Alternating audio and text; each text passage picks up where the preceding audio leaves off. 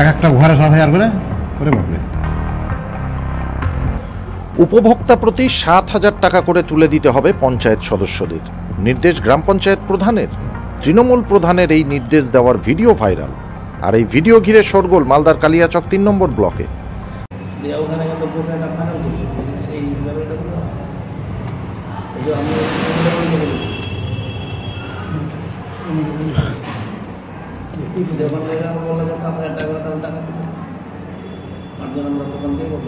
এক একটা ঘরে 7,000 করে করে বাপরে। যদিও এই বিষয়ে মুখ খুলতে চাননি কৃষ্ণপুর গ্রাম পঞ্চায়েতের প্রধান আব্দুল আহাদ। এ বিষয়ে প্রধানের বিরুদ্ধে মুখ খুলেছেন পঞ্চায়েতের বিরোধী সদস্য থেকে শাসক দলের সদস্যরাও। জেলা শাসকের কাছে লিখিত অভিযোগ দায়ের হয়েছে। ঘটনার তদন্তের নির্দেশ দিয়েছে মালদা জেলা শাসক। পঞ্চায়েত নির্বাচনে কংগ্রেস ও বিজেপির সমর্থনে মালদার কালিয়াচক 3 নম্বর ব্লকের কৃষ্ণপুর গ্রাম পঞ্চায়েতের প্রধান নির্বাচিত হন নির্দল থেকে নির্বাচিত আব্দুল আহাদ।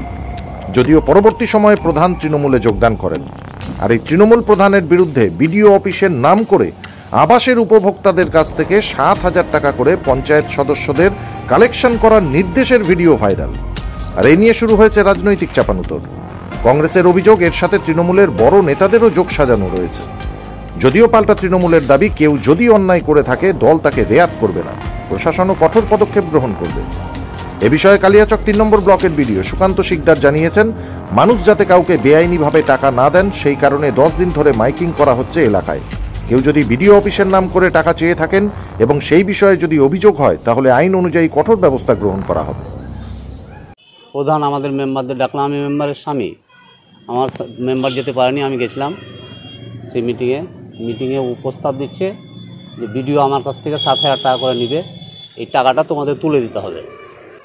যত কৃষ্ণপুর জিপিতে প্রায় 384টা নাম আছে, 384 জনের কাছ থেকে নিতে হবে 7,000 টাকা করে।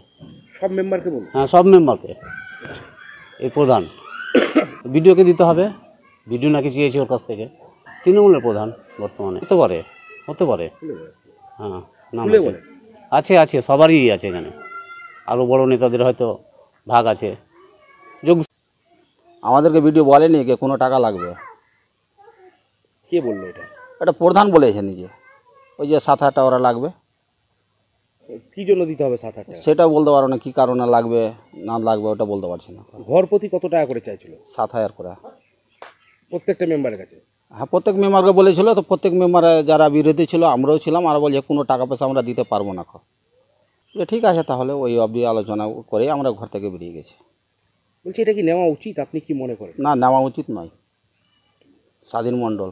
কোন দলের মেম্বার আপনি? টিএমসির। কোন গ্রাম পঞ্চায়েত? কৃষ্ণপুর। পঞ্চায়েতের প্রধান আর কি সব মেম্বারকেই ডেকেছিল, সেটা বৈষ্ণবনগর মাঠে দিয়ে বলছে যে প্রত্যেকটা বেনিফিশিয়ারির কাছ থেকে 7,000 টাকা করে নিতে হবে বিডিওর নাম দিয়ে, বললেন কিনা। এটার জন্য আমরা ডিএম সাহেবকে আমরা অভিযোগ করেছি যে প্রত্যেকটা বেনিফিশিয়ারির কাছ থেকে 7,000 টাকা করে নিতে হবে। কেন নিতে হবে? এটা আমাদেরকে দিতে হবে, বিডিও সাহেবকে লাগবে, আর কিছু লাগবে এরকম বলেছিল। এটা বিডিও সাহেবের যেহেতু কথা বলেছে কিনা, যার জন্য আমরা ডিএম সাহেবকে এটা অভিযোগ করেছি।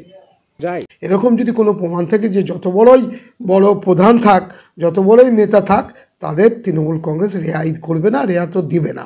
এর যদি প্রমাণ থাকে তার বিরুদ্ধে ইতিমধ্যেই ব্যবস্থা নেবে। জেলা সভাপতির সাথেও কথা বলবো। সে এলাকায় আমাদের বিধায়িকা আছে, যে এলাকার কথা বলছেন তিনিও ব্যবস্থা নেবেন। আমরা সবাই মিলে এইসব দুর্নীতিগ্রস্ত লোকজনকে তৃণমূলের জায়গা দেওয়ার জায়গা নেই। এবং আমাদের নেত্রী বারবার একটাই কথা বলে, প্রতিদিনই দেখেন। তো এরকম যদি একটা ভুইফল কোথা থেকে এসে এই দলের বদনাম করতে যায়, তাদের বিরুদ্ধে ব্যবস্থা নেবে দল। ব্যুরো রিপোর্ট, সংবাদ বাংলা টিভি।